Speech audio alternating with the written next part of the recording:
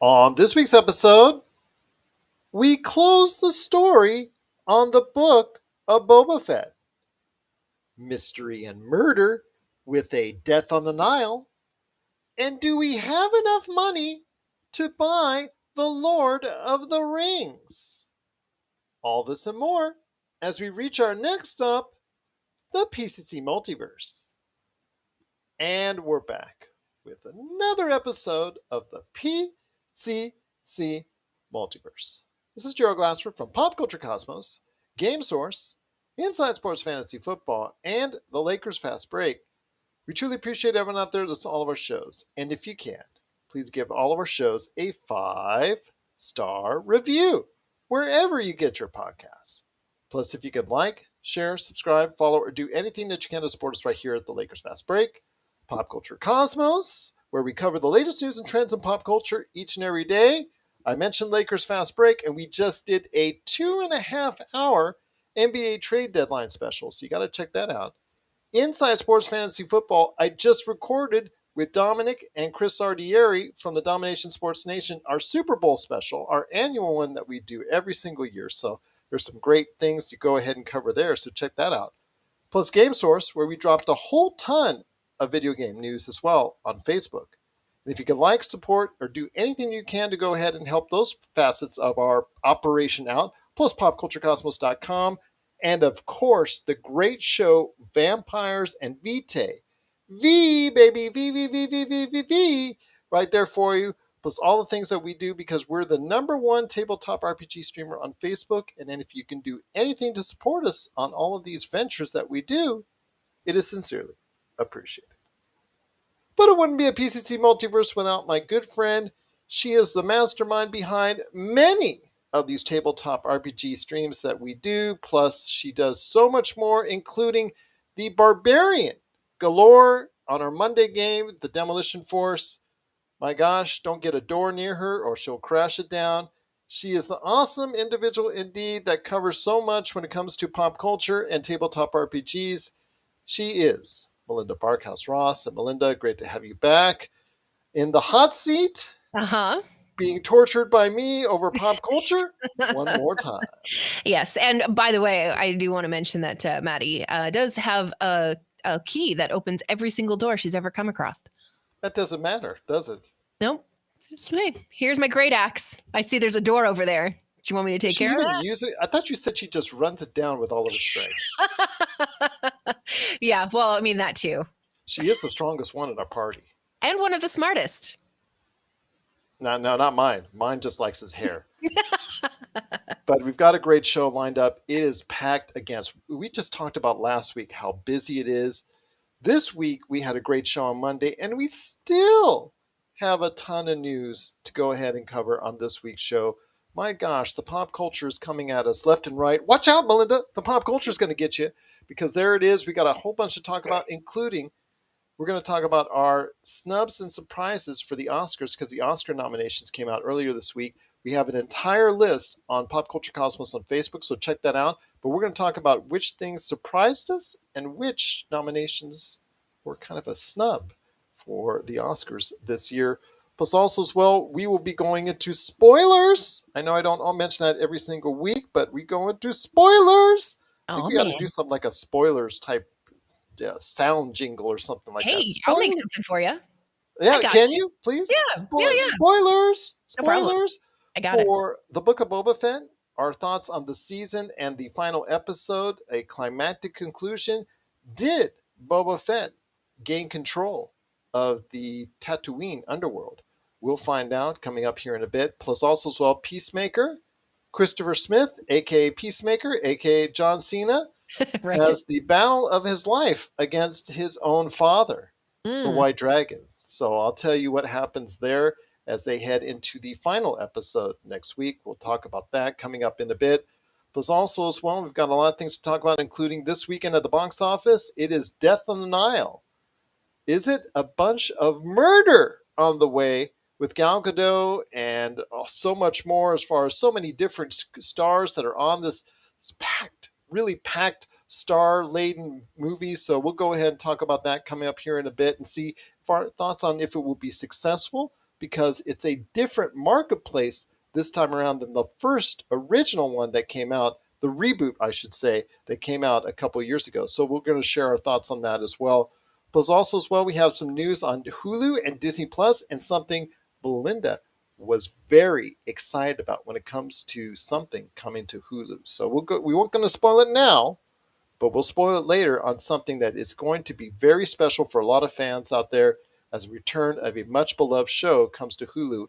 We'll talk about that and a start date for Obi-Wan as well coming up on the show. Man. Yep, indeed. Nintendo Direct had its latest news, and we're going to go ahead and talk about some of the major news items, including a sequel to the most popular video game of all time.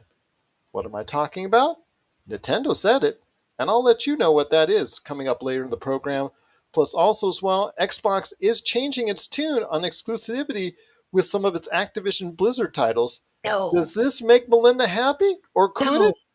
We'll go ahead and ponder that later on the episode. I already know I set her up for that one for the past couple of days. But Oh man. And I oh have man, not indeed. I have done my everything I can to avoid reading anything about it. So everything you're telling me is completely fresh. So we'll go ahead and talk about that coming up, and also as well, the Lord of the Rings. Do.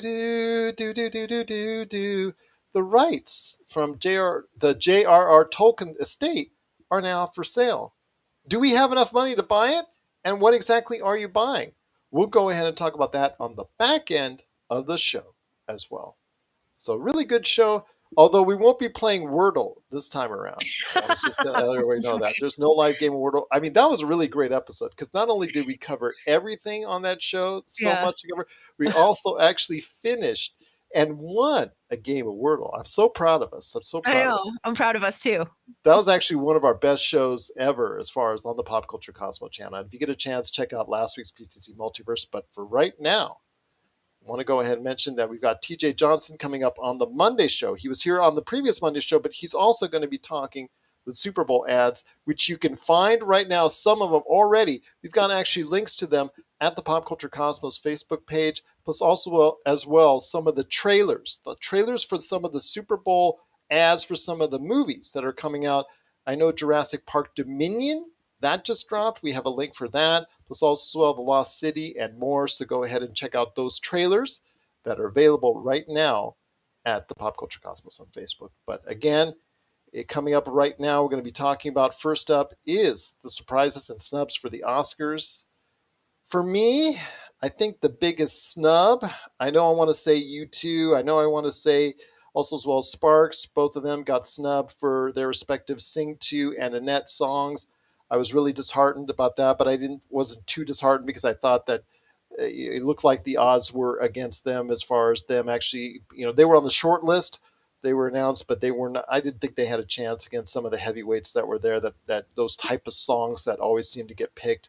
So I really wasn't too surprised on that. The major surprise for me was in the Best Picture category. Okay. With Belfast, Coda, Don't Look Up, Drive My Car, Dune, King Richard, Licorice Pizza, Nightmare Alley, The Power of the Dog, and West Side Story. Isn't that every movie that came out this year? No, seemingly it is, but they expanded. Remember, about 3 or 4 or 5 years ago, they expanded to 10 to give an opportunity for smaller or even sometimes box office movies that, box office blockbusters that don't normally get the kind of love from the Academy that, okay, we nominated you for Best Picture. Are we good now? Stuff like that. So I will say that in the Best Picture category, Dune was not the surprise that that's there. It's my favorite picture of the year. I still think it's the best picture of 2021. So good. The surprise is the director, Denis Villeneuve, didn't get nominated for a director. I thought that was a shock because that tells me that the Academy may not think as highly of Dune as a lot of other people. I think Dune going into the nominations was the number 2. If you're coming out of Vegas, it was actually number 2 on the list as far as favorites are concerned, behind Power of the Dog. And I think that it is the best movie in my opinion, but oh well, what can you say? I mean, Denis Villeneuve, I think at some point in time, the Academy will appreciate his beautiful artistry on camera that he seems to create. I know The Arrival, everybody seems to go ahead and seems to appreciate that one, except for if you're Josh Peterson, he doesn't. Don't get him started on that. He wrote a column on that one time, long time ago, and he's had Right. said a lot to say on the show about that. But Right. Denis Villeneuve on Dune was simply outstanding. Part one. Your thoughts on a surprise or a snub or one of each or a couple of each, whatever you want to do as far as surprise or snubs for this year's Oscar nominations. I was surprised to see Lady Gaga left off of the You and a nomination. lot of other people. Yeah, that was probably the one that stood out the most. But to piggyback off of what you were talking about with Dune, they 10 nominations and yeah, not one of them for Denis. right. But one of them is for cinematography. Oh, So yeah, that's a given. I mean, you might as well just hand the award over them because right. it's just like Blade Runner 2049, because that's what Yeah. his previous one was. And that was so beautiful. And that one, I mean, you might as well just give it to him right now because there's nothing that came close. Yeah, not at all. Thrilled to see Denzel Washington and the Macbeth film that he did that was Yes. done in black and white. Thrilled I'm to see surprised that. I didn't get Best Picture Yeah, nomination. I'm a little surprised as well because that seems to be the kind of stuff that the Academy really loves. That The and only Being the thing they, Ricardos, because Being yeah, the Ricardos got multiple nominations and that didn't get a Best Picture nom. That was kind of right. surprising. And it's like they love that kind of movie. The only kind of movie they seem to love more than the kind of movie that Denzel did this year is a war movie. Those ones seem to be pretty easy for the Academy to go ahead and say yes, you've got a nomination. It was a great film. So yeah, no, I thought Denzel. I mean, we've known for a long time that the man's got chops, but holy He smoke! killed it. He Oh, just did an he outstanding just job. destroyed the scenery in that movie. He Yeah. just, yeah, so good. Anybody who watches the movie just appreciate what he's doing, especially near the end. Yeah. I mean, it's not okay. Spoilers, my gosh, for a 400 or 500 year old thing that's happening. He starts to go crazy. Yeah. Okay, and What? as the madness starts to seep in, his acting chops, like you said, just kick Oh, in the high gear. And gosh. So he good. will forever be known as one of the greatest to ever do it. And if people want to go ahead and find out, yes, you can watch Training Day or you can watch any of the dozens of other movies that he's been in where he puts that great performance. But I hope you will consider the tragedy of Macbeth in that Oh, as well. gosh. That he Yeah. takes a literary piece of art Yeah. that has been translated so many different ways for over hundreds of years from Shakespeare's Yep. work and just does a new spin on it that's really great and Yep. appreciated. So yeah. Absolutely. He's like, oh, you want me to act? Right. Just watch this.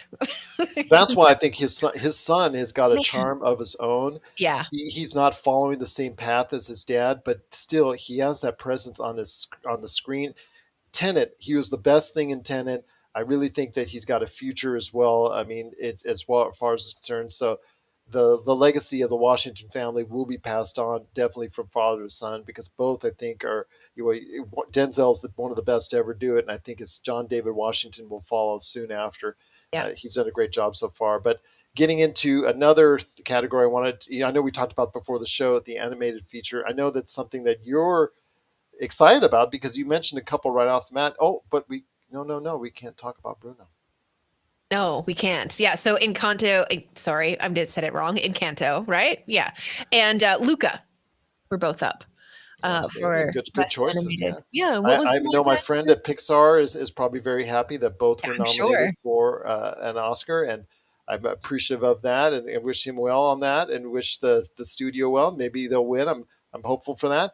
I think though that they've got some heavy competition in the Mitchell versus Machines from Sony. I really like that film. I really think that film that just missed my best of pop culture. In fact, it was one of those films that I really felt bad after I did the show that I did not add it in because I really think it was that close. I really thought it was a well-made film. I thought it had a good storyline, good family theme, and I highly recommend Mitchell versus the Machines. Luca and Encanto. I say Encanto. I'm just going to go Encanto on that.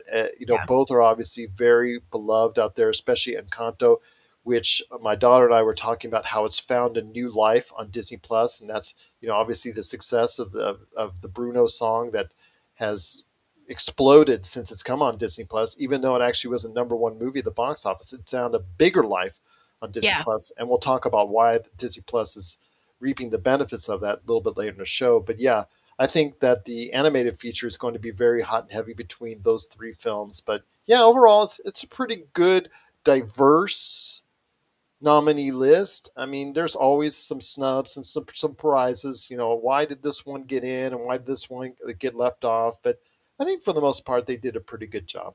Yeah, there's just one more that I want to talk about Sure. because I appreciate and love good costume design. I wish it was a talent that I had, but I have zero when it comes to that kind of thing. But I don't know if I want the costume design in Dune to win or the costume design in Cruella to win because my Ooh, good God, choice. Cruella, please. You kidding I, me with those outfits? I think with Dune, though, it's more cinematic. It's Yeah. more.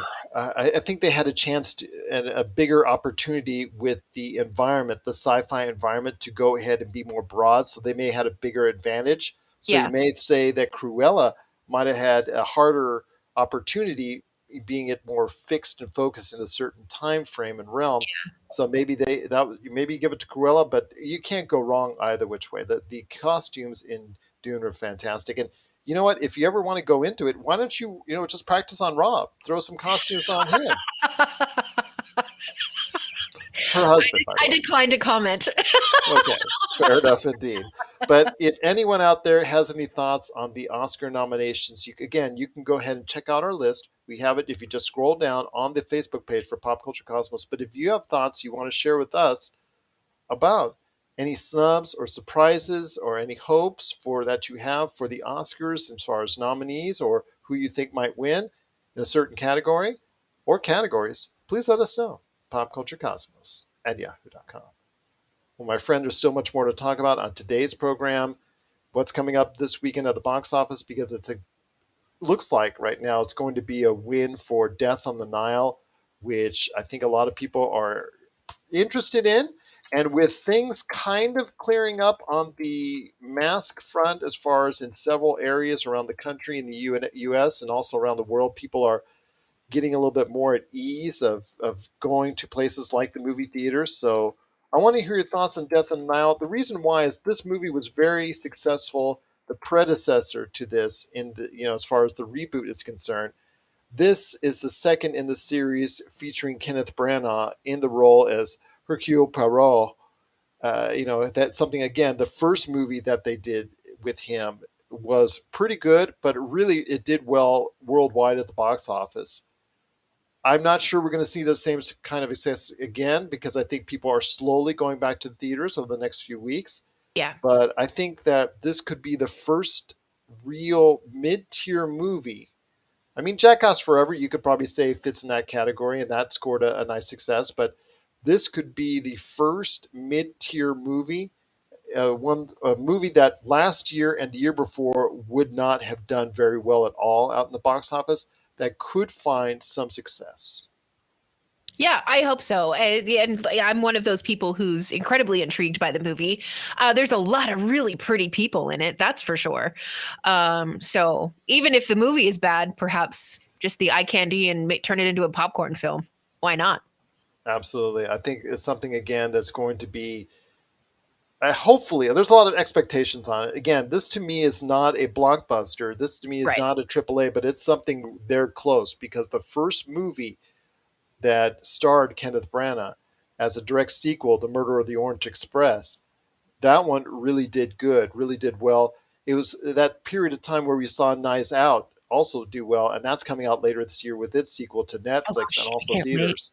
Yeah. Yeah, I mean they showed that on that showcase for Netflix, but when it comes to Death on the Nile, I'm hoping for good things. I mean, it is going to be out there just before the Valentine's Day holiday, and then also what comes up next week with Uncharted and other movies that are come out. So yeah, I think this is going to do well. Gal Gadot is getting a lot of praise for her performance as the victim per se. But yeah, there's a Mhm. lot of individuals out there, especially like you said, with such a star-studded cast.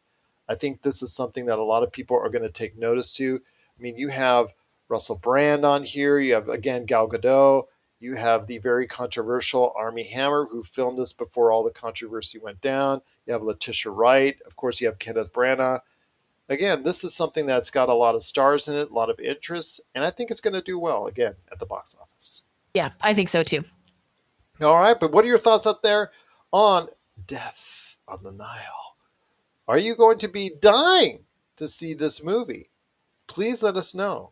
Popculturecosmos at yahoo.com. I'm I dead. didn't know what you were doing. Yeah, I know. It didn't look good at first on the camera, but I was going to say I was trying to mimic a murder type deal. So yeah, it kind of looked really bad there for a second, but I'm really sorry. yeah, we will just go ahead and continue from there. I realized what I was doing right after, and I was like, oh, that didn't look good. Good, better go ahead and follow through with the strike right to the chest. Yeah, absolutely. Yes, absolutely, indeed. But for what we're going to talk about next, Peacemaker.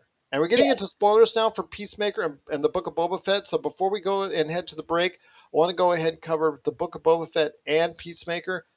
May not cover Book of Boba Fett until after the break. We'll see, because that's going to take a while, because that's also a season review. So Peacemaker, episode 7, something very interesting. Just a spoiler out there that, again, it's leading down to the team that Peacemaker is a part of is battling against two battles. One against his father and the white supremacists that are following him as the White Dragon. And it's coming down to where the White Dragon wanted to kill his son, because it's that family type of show, I guess. But then also the other one is the team is going to be heading off against the butterflies, the aliens that take over the bodies of humans, and that is a impending matchup. So which one did they go ahead and focus on first?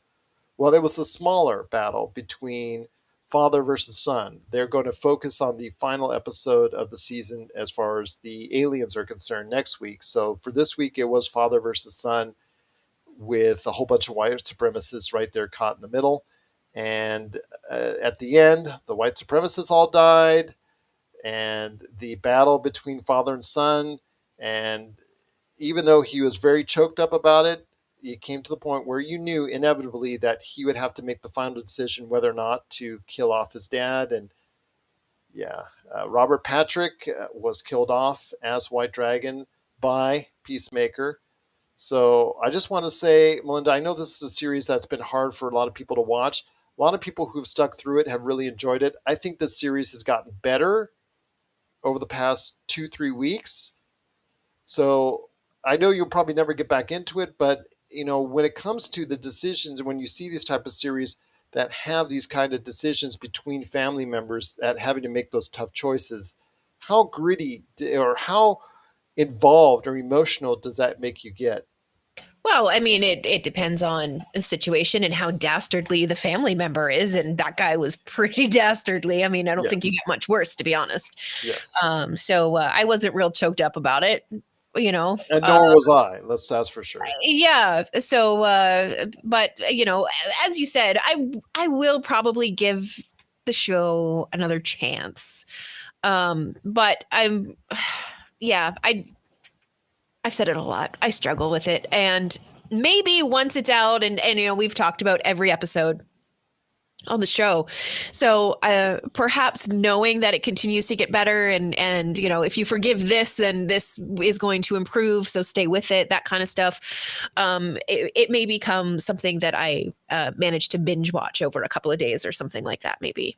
It's getting a lot better ratings than Boba Fett overall, as far as Yeah. critics are concerned, which kind of well, actually doesn't befuddle me at all, because Book of Boba Fett has been something we've obviously talked at length about. But Yeah. yes, right now it is Peacemaker episode 7.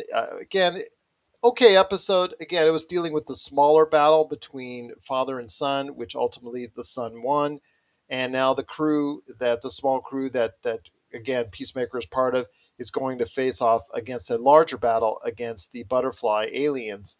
That will be on next week's episode as they close out that season. So I'll go ahead and give my final season 1 thoughts on next week's PCC Multiverse from there. But if you have thoughts on Peacemaker episode 7, let us know. Popculturecosmos at yahoo.com. You know what I'm going to do? I'm going to sneak it in. I'm going to sneak in the Book of Boba Fett Let's before we do it. go ahead. Let's do it. Let's do it indeed. It is Book of Boba Fett, episode 7. This is the season 1 ending show and episode for the Book of Sloba Fett, the Book of Mandalorian, the Book of Boba Fett, whatever you want to call it. And it did culminate in that, I'm going to say, like, everything was tied up like a neat little bow. everything that was loose, that was out there during the course of the season, whether it was on the Mandalorian episodes or whether it was on the Book of Boba Fett episodes that were sprinkled throughout the season, everything it seemed to be tied up very neatly. I'll give them that. Yeah.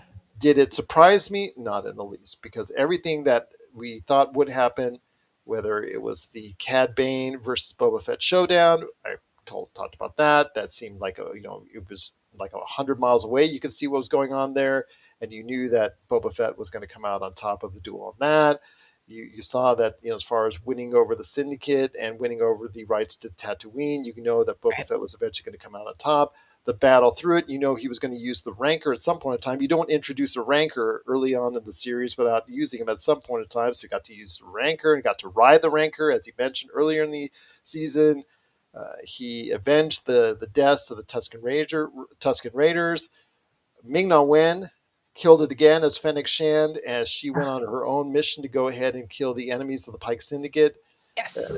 Yes, that did a great job there and killed off Robert Rodriguez as the mayor. So yes, did a great, just very. She showed off very well. The Mandalorian, it gives you an idea of what him and Baby Yoda, who again made the decision, surprise, surprise, to continue the series and chose the armor over the lightsaber. Yeah, what a surprise there. Continue the series or not continue the series? Well, you know what? I will go ahead and say that it was no surprise. He did keep the armor. He did come back and meet up with Mandalorian at exactly the wrong time, or for story purposes, at the right time, and helped save the day and also save the Rancor from destroying the city after it destroyed a couple mech robots. But Right. everything was seemed to be tied up, including Marshal Cobb Vance, who was thought to be dead or believed to be dead. And I didn't think he was dead because they were still checking on him at the end of the episode. Sure enough, they left him for a post-credit scene to be coming back someday because he's getting some upgrades, mechanical upgrades, plus also a bantha tank. As far as he's getting healed up on that, so he'll be coming back at some point to the world of Mandalorian. But I've said my piece, and before I say my final thoughts on the series as a whole, because everything tied up in a nice, tidy little bow, your thoughts on episode 7 and the series, The Book of Boba Fett. Okay, not so much, excuse me, not so much specifically on the episode, but on the series. And I'm going to ask a question, and I don't want to upset anyone. But here's my perspective as someone who is not a diehard Star Wars fan. If you have a character who is shrouded in mystery and who managed to capture the imagination of so many people, didn't have hardly any lines really in any of the movies, and then you give him a series and it's disappointing. Yeah. You haven't done the character justice. So what was the point of the series? I think the point of the series was just to give us more Mandalorian and to, give us a little bit to chew on leading up to. Well, it was more than just a little bit to chew on. That's the problem. There were whole episodes devoted to the Mandalorian that took away everything and all the momentum from the Book of Boba Fett. Absolutely. I think what I'm trying to get at is, have they taken something away from the character of Boba Fett by giving him a series? Did they take something away from the mystery that kind of shrouded this amazing bounty hunter who stood at the side of Jabba the Hutt? Was it necessary? That's the point I'm trying to get to. Was it necessary that we had to explore this character? Should he not have remained a little bit of a mystery?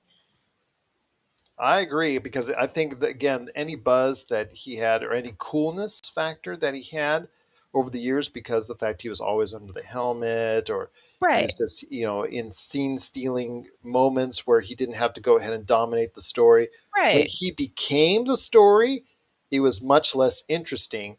And a lot of people tuned out right after the first 10 minutes of the first episode, and they didn't Yeah, tune back in until they found out the Mandalorian was stealing the show. So absolutely. that I was, I mean, it was, to me, it was just, again, just a mediocre series as a whole. I think that's Yeah, probably the best I way to think put they it. told the wrong story. Yeah. if we had had a story that was more about him bounty hunting and that kind of thing, maybe that would have been a little bit more interesting. I don't know. I just don't know that Boba Fett, the character, really needed, 8 episodes of a series, even though most of them, well, not most of them, almost half of them, can we say that, were dedicated to The Mandalorian.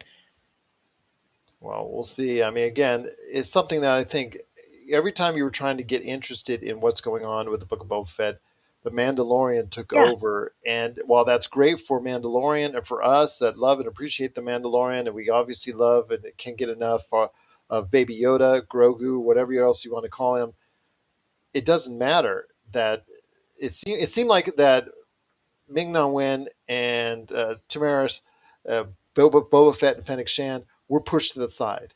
Yes. And to me, I think that's sad again. But still, maybe they realize the more you saw of Boba Fett, the less you're going to appreciate it and like him.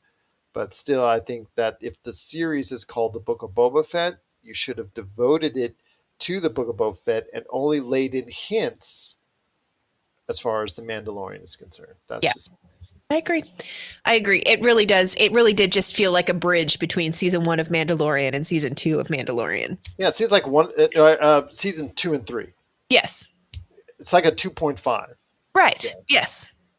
And mind you, that was probably their goals to make it a bridge, but just to give you some content between and still be able to tell the whole Mandalorian narrative. But to me, it just seemed like you said they should have renamed it the Mandalorian +1 or something like that. Just something that instead it was more focused on the Mandalorian, because that's what, as the series got more into it, the more it focused on Mandalorian, the more people cared about Mandalorian, and the less they cared about Boba Fett.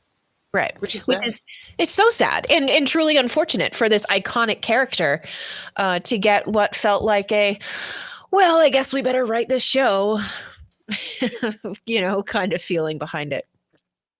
I'll tell you what, if you have thoughts on season 1, we don't know if there's a season 2 of the Book of Boba Fett, but season 1 of the Book of Boba Fett. Well, there is. It's already coming. It's season 3 of The Mandalorian. Oh, there you go. There you go. You know what? Also, coming off the high of Hawkeye. Yes. And you saw how jazzed I was on Hawkeye, my best series of Marvel of the year, one of the best TV series of the year, period. Coming off the high of Hawkeye, this was kind of a letdown. But again, it was, it wasn't bad. Some episodes were just there. It wasn't truly like WandaVision. WandaVision for me was like an up and down roller coaster ride, where it's really up and then really down. And there was not a whole lot in between. This was just like it was there. And that's the problem, I think, with the series as a whole. But if you have thoughts on the Book of Boba Fett, season 1, please let us know. popculturecosmos@yahoo.com. Well, coming up after the break, Melinda and I have still got lots more to talk about, including where Boba Fett is at Disney Plus. Hulu news, Disney Plus news. How many subscribers does Disney Plus have now? They let the cat out of the bag, and they will let you know as far as what series is coming back once again that's making everybody happy out there. Will they support it this time? We'll talk about that new series that's an old series coming back, plus Obi-Wan.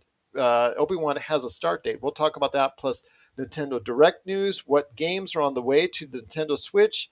Xbox changes tunes. Xbox changes its tune, maybe to the delight of Melinda. And the Lord of the Rings. Do we need to get our money together to buy the Lord of the Rings? This is the PCC Multiverse.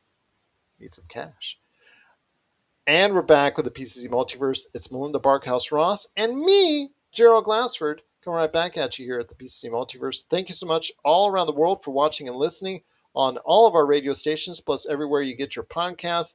Remember, we have got a ton, absolute ton, although maybe don't ask James, because James says we don't have a ton anymore, but a ton of hours of tabletop RPG streams on Facebook that you just go ahead and pop over to the video section. Nearly 10 years after it signed off, Sorry.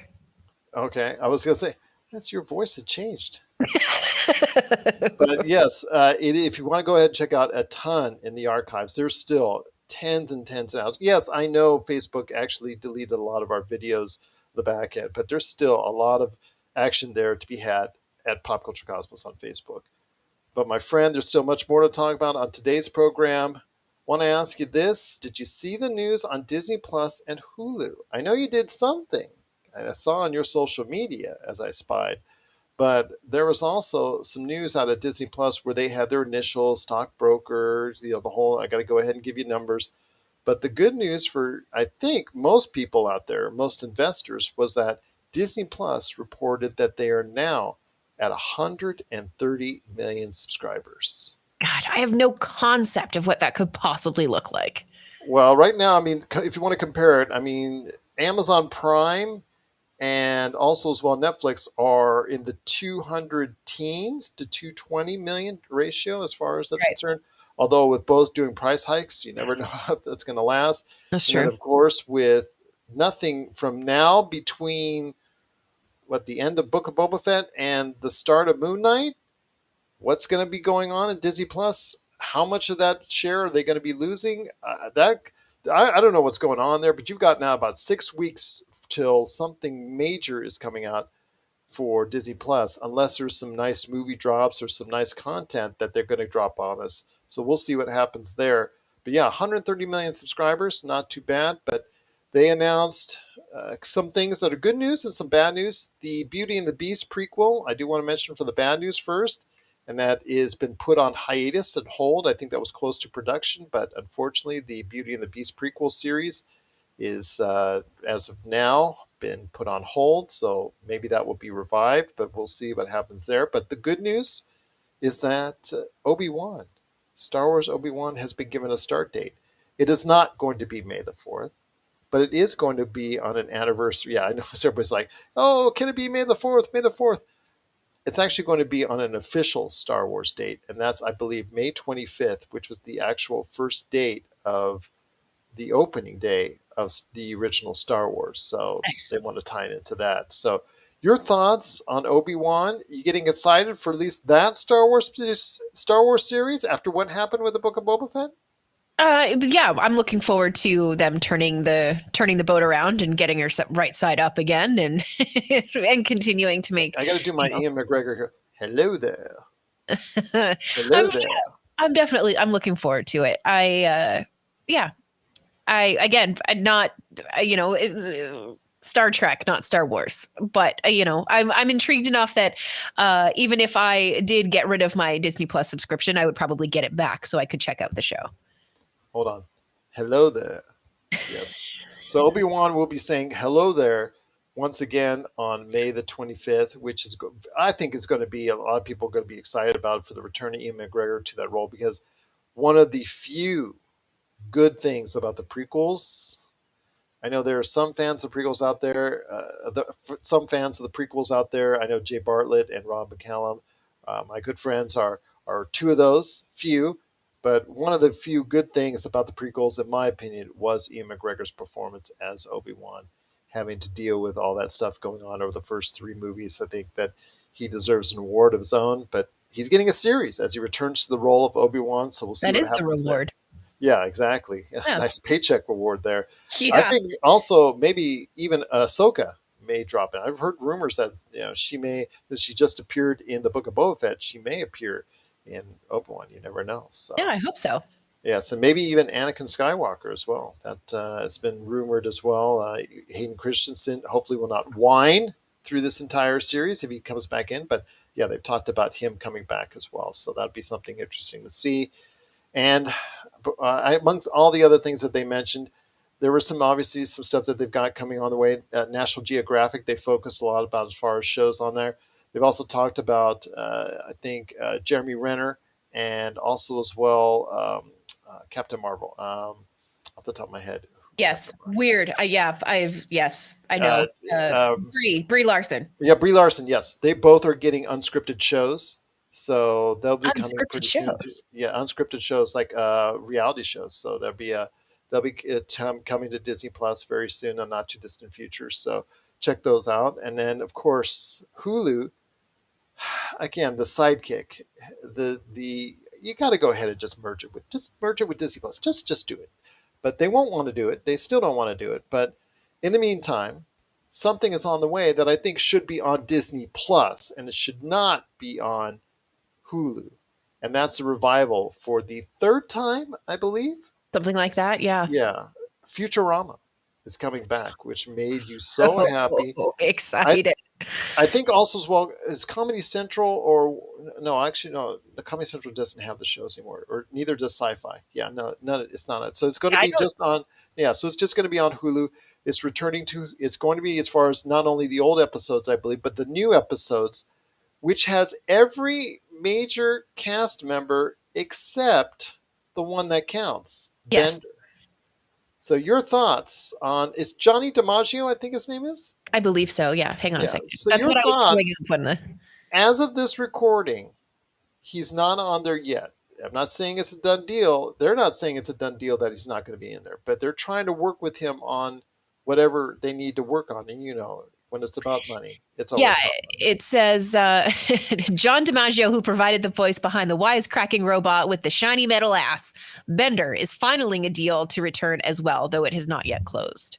I always So, thought it was Billy West, so that was my fault. I always thought it was yeah, Billy West that did the voice for Bender, but it is Johnny DiMaggio. And your thoughts on this? I mean, I know you were excited about having so excited. yes, but what's going to happen if they don't get Johnny DiMaggio back as Bender? Because Bender is such a distinct voice and such a distinct character. Yeah, he's a robot. They just have to explain it away as his voice processor thing, malfunctions and his voice sounds different. That's all they need to I know, do to but are you explain going it. to accept that as a Futurama fan? I don't know. I would have to see it.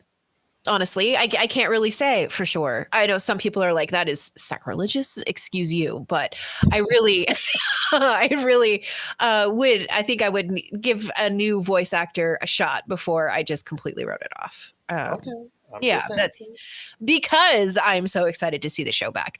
I am sure that Bender is still going to deliver those amazing one-liners. He's still going to be sarcastic. He's still going to be a bit of a jerk face, which is exactly what you want him to be.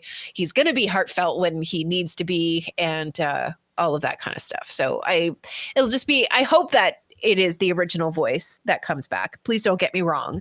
But yeah, if they come back with a voice, they can't close the deal or whatever, then such is life. I'll give it a shot. I've watched several episodes of Futurama, and I've liked it more than many contemporary shows or Yeah. animated shows today. I don't want to shout out Bob's Burgers or Family Guy because I know there's a great market for those. And a lot of people like those, but I personally liked Futurama more than those shows. But yet it never survived as long as those other shows did. And every time they tried to revive it, it never seemed to find the success, even though it has that cult following, Yeah. that base following that always gets excited. It reminds me of Firefly. It has that Sure. cult following, but when it comes out as far as them talking about a series or a movie, will they actually support it? The thing is, this time around on Hulu, will they actually support it so that it will actually have a long run that it actually truly deserves? I hope so. I really do, because the show it's so smart. And I think that's one of the things that I love about the show so much. I mean, that whole story arc about the dog. Oh gosh, and of course now I'm going to blank on every single character's name because why wouldn't I? It's only live on the internet. It's fine. It's not a That's big fine. deal. Fry, yes, Fry's dog. That whole arc that they did about Fry's dog waiting for him outside of the pizzeria that he worked. Oh my God, are you kidding me? I was sobbing. The show is smart. And I really appreciate that about it. I think it's fantastic. And when you take a show like Futurama, and then you also have the show Disenchantment, which is on Netflix, those two shows to me have really huge similarities when it comes to how it's written and the cleverness that is apparent in both Now, shows. Disenchantment was not as widely accepted or beloved as No. Futurama when it first started. It's been Yeah. like you have to grow into it. And now it's, I think, coming season 3. Is that Yeah, correct? it's out, and I think part 4, I believe, is where we're Okay. at. And yeah, Rob and I sat down to start to watch it last night, and it's still delivering. It's ridiculous, but it's funny and it's entertaining, and it's all I want out of a cartoon. That's true. But with Right? Futurama, you'll forgive me if I don't hold the same kind of optimism for its longevity as maybe some other people that, oh yeah, this time around it'll be great because we've heard this story before.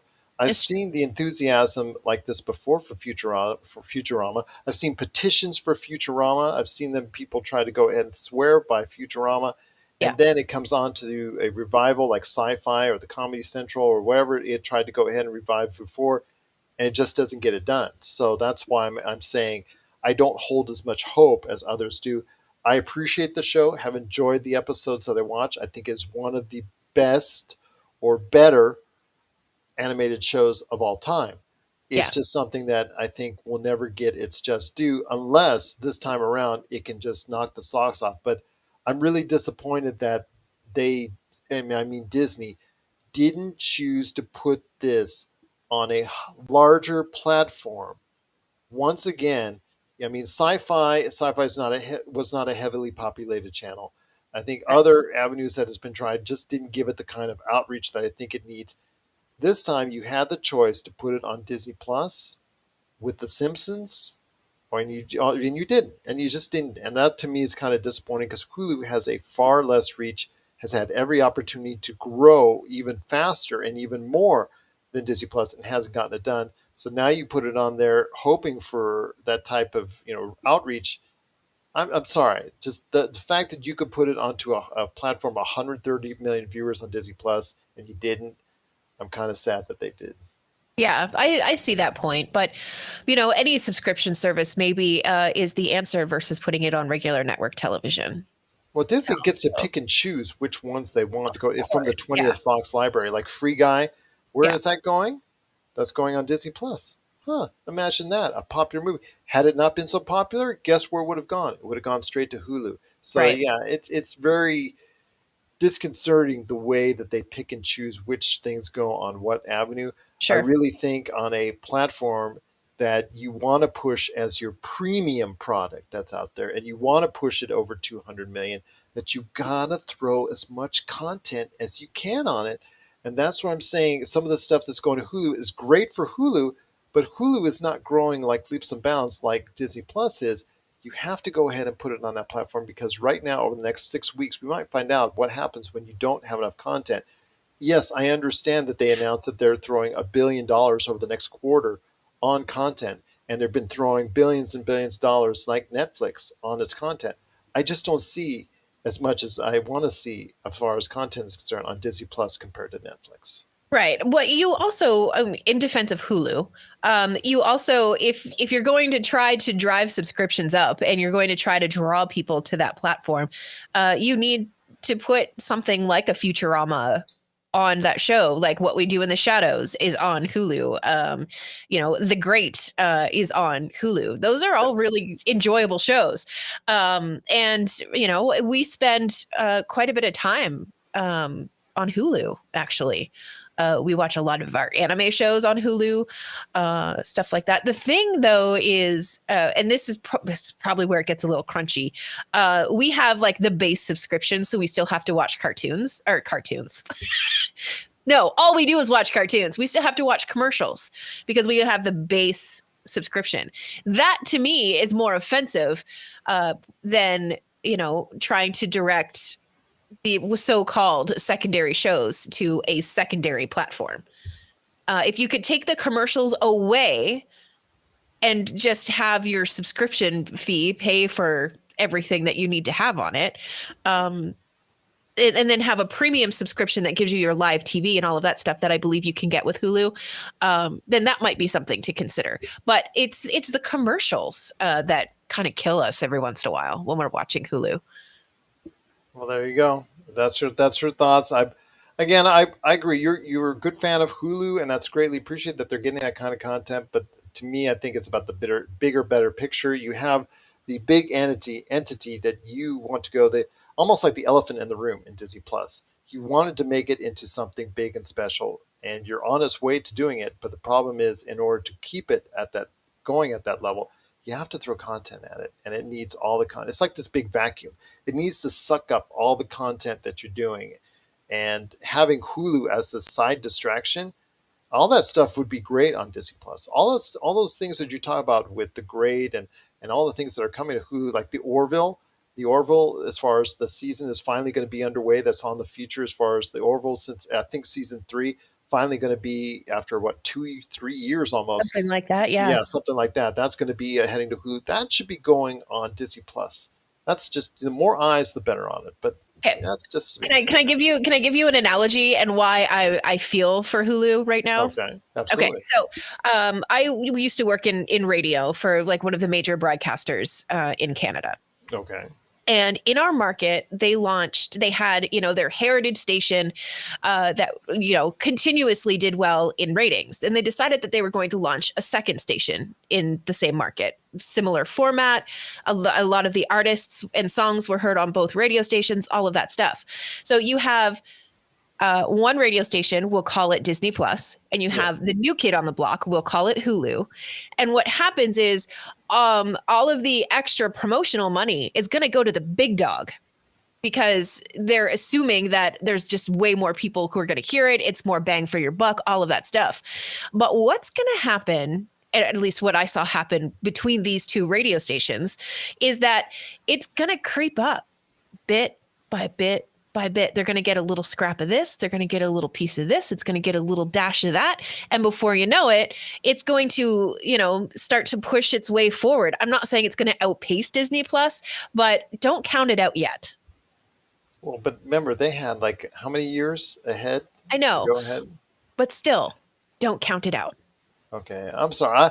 I'm a big Hulu detractor because of the fact that any one of those original, I call them an original, as far as streaming service that was around and had the opportunity to be the Netflix. Like, for Sure. instance, Crackle, Sony's Yes. Crackle.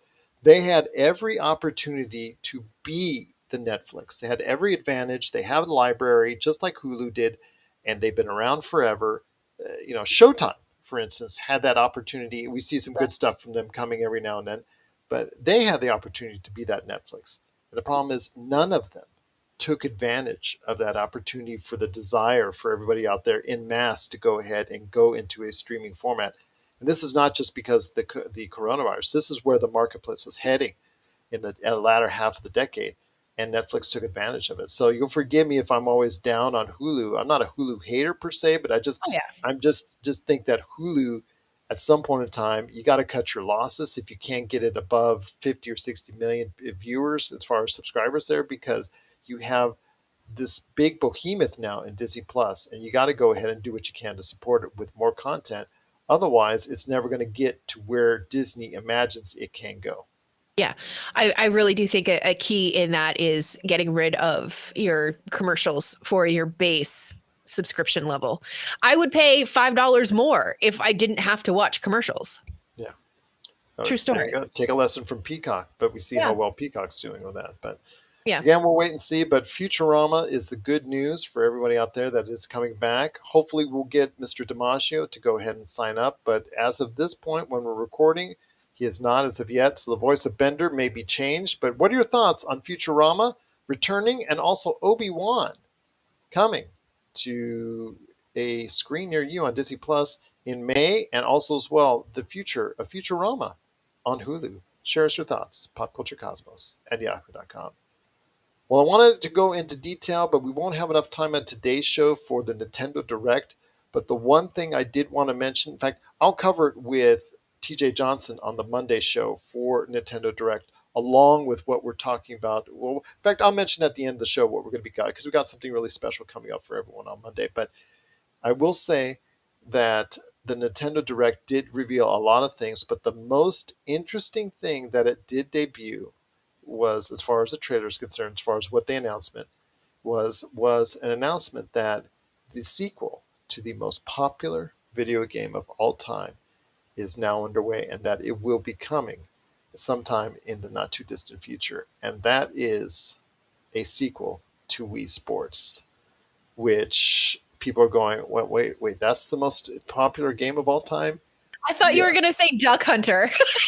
No, Duck Hunt is very popular because it came with all those Nintendo 64 sets. Yes. So everybody, and that counts. Same thing with the Wii. The Wii Sports is the most popular because it's the most popular console of all time, or at least one of them. And the Right. fact that it was bundled with it, plus if you didn't get it in the bundle or if you lost it, you always had to buy another controller. And guess what came with that other controller was a copy of Wii Sports. Right. And you could still buy it separately. So yes, that's why it's the most popular game of all time. And plus the fact that it actually, just for that generation, whether or not you were young or old, you seem to always get into.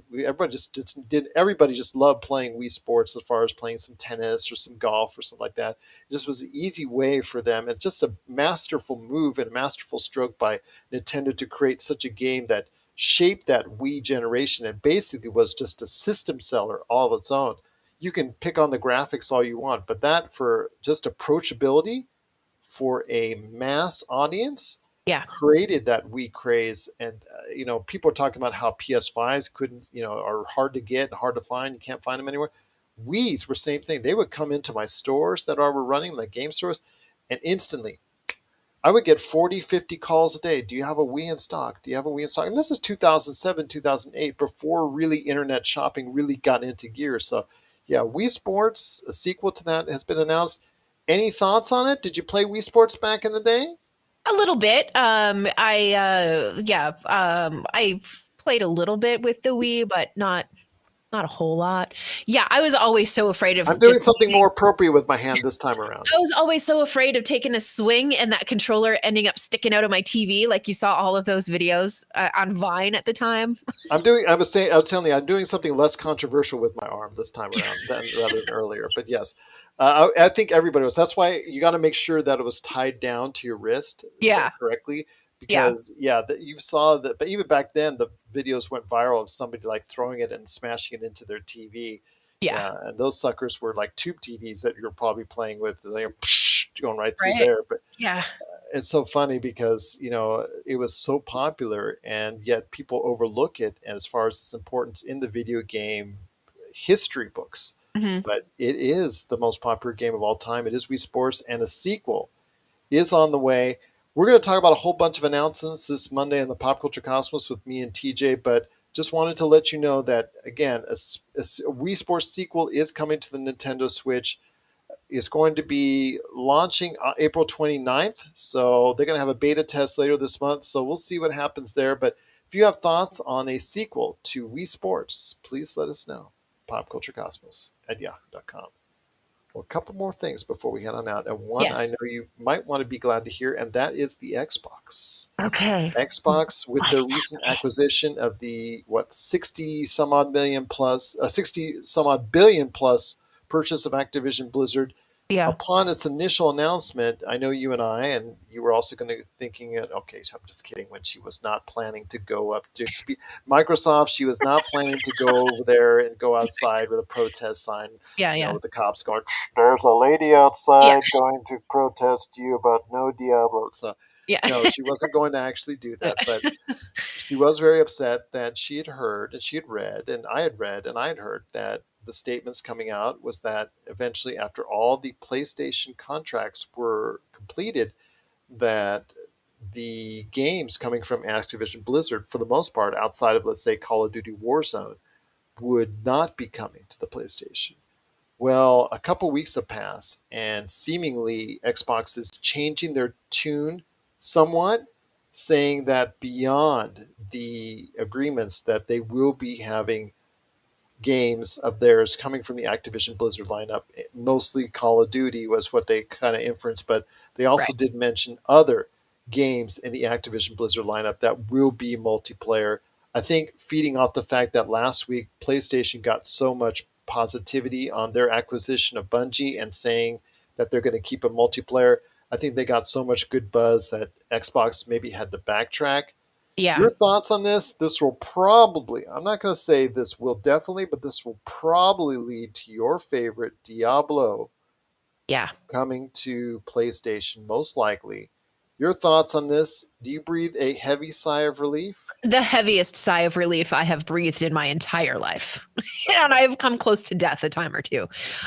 So yes, I'm very relieved to hear that. That makes me very happy, and I don't think I will ever retract on my commitment of, even if my favorite video game of all time, Diablo, only came to Xbox, I still wouldn't go out and buy an Xbox. I just wouldn't get to play the game, and that would be very upsetting to me.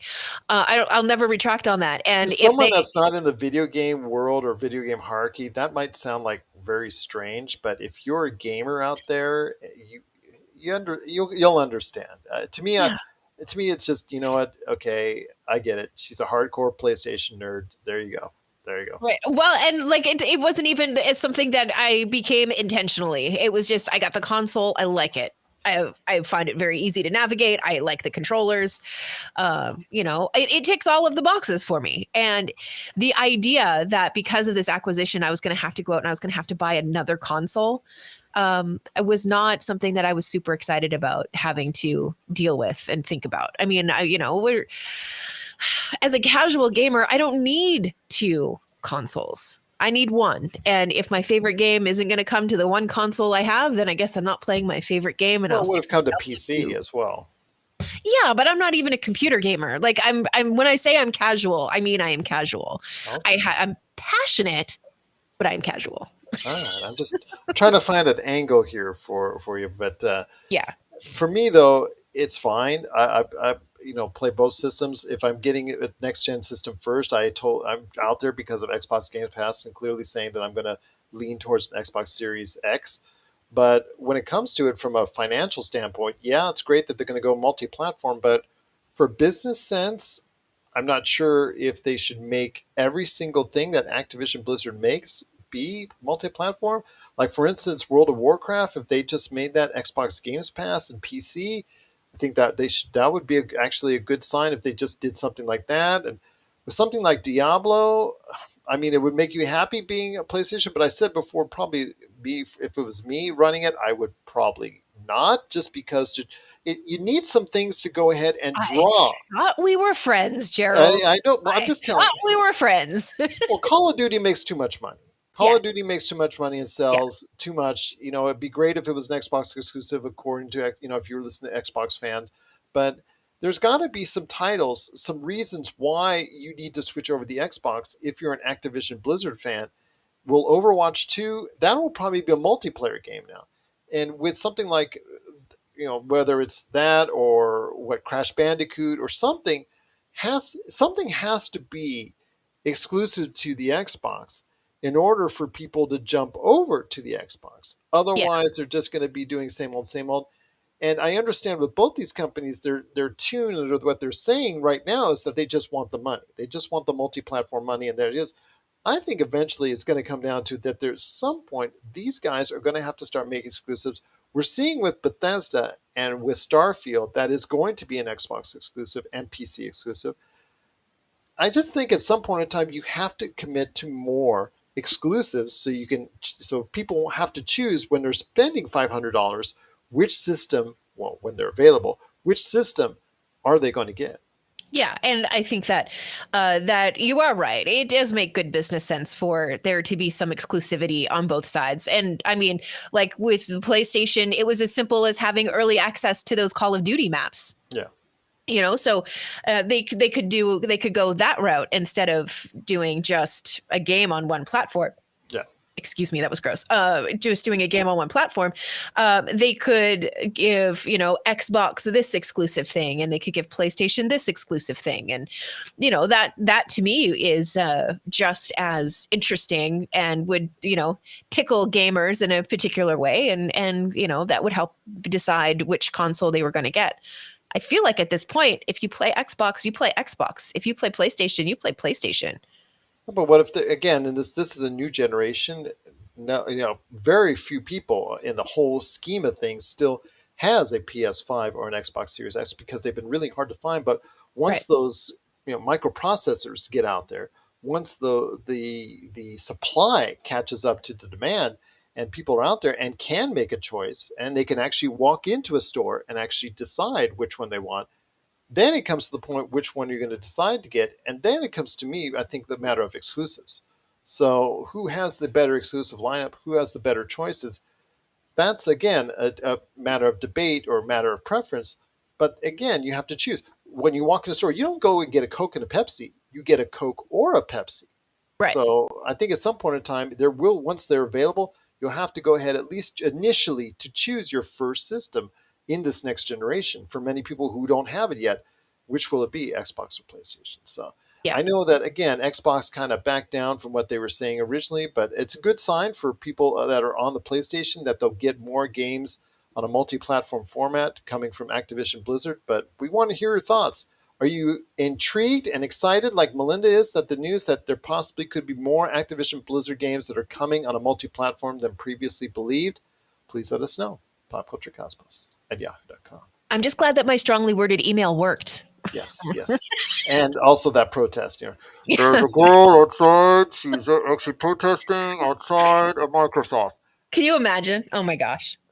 But before we head on out, my friend, it's been a Yes. great episode. I cannot thank you as always for participating. This Monday, we've got a great show on tap as I have the guys from the ESO Network in our annual Rock and Roll Hall of Fame debate on who we think should get in and will get in as far as the nominees are concerned.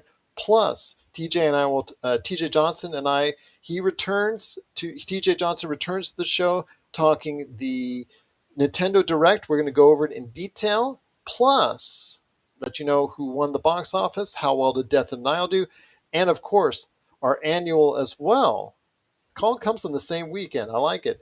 All right. Our annual, the best and worst of the Super Bowl commercials and movie trailers. So we'll be talking about that on the Monday's Pop Culture Cosmos. So stay tuned for that wherever you get your podcasts and, of course, radio stations worldwide. But before we head on out, my friend, Lord of the Rings. They Yes. made an announcement. The Jrr Tolkien Estate, which is always very silent about the way they do things and very inclusive. They just really keep to themselves. They announced that their film and gaming rights are up for sale. So I'm sure there's a lot of interested parties. We already know the Amazon series. We guys just saw the first pictures drop They look from. so good. Yes, absolutely. So that series is actually going to have a teaser trailer for it at the Super Bowl. So I'll be able to talk about that on Monday. But your thoughts? Can we get enough money together? And who do you think might buy it if we don't buy it? The rights to the Lord of the Rings for film and games. Ooh, that's a big question. Disney? I would, if I was Disney, I would. I Yeah, would I be would all over that. snatch that up. Absolutely. You It's kidding going to be me? tough. I think Yeah. Amazon. I think Amazon has Yeah. already got some ins already because they've got the rights to this series.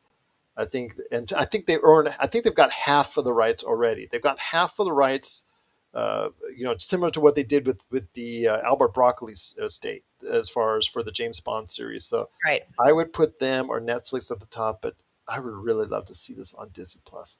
And the things that you could do as well, maybe you could even finagle your way through as far as adding Lord of the Rings rides to Disneyland, Disney World, just the whole things you could do as far as expanding the Lord of the Rings IP. Yeah. I think that would be the best case scenario. Yeah, it would be huge. It would be absolutely massive. Yeah, I mean, we'll put our name in the hat. Why don't we? Well, I'm going to go over my living room. I'm going to go ahead on the couch. I'm going to look through and just try to reach underneath the cushions and see Yeah. if I can bring out some spare change so we can go ahead. Perfect. I've got maybe a credit card here. I got a gift card, during Christmas, so maybe it has enough cash that we can go ahead and Could be. yeah. Yeah, I have a maxed out credit card that I could donate to the cause. Will the Jrr Tolkien Estate take a check?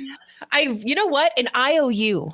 Yes, it may bounce, but we'll see Yeah. what happens. But if you are interested or have thoughts on who should get the rights, the film and gaming rights to The Lord of the Rings, please let us know. popculturecosmos@yahoo.com.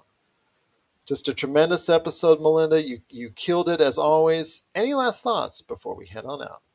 Yay, Futurama.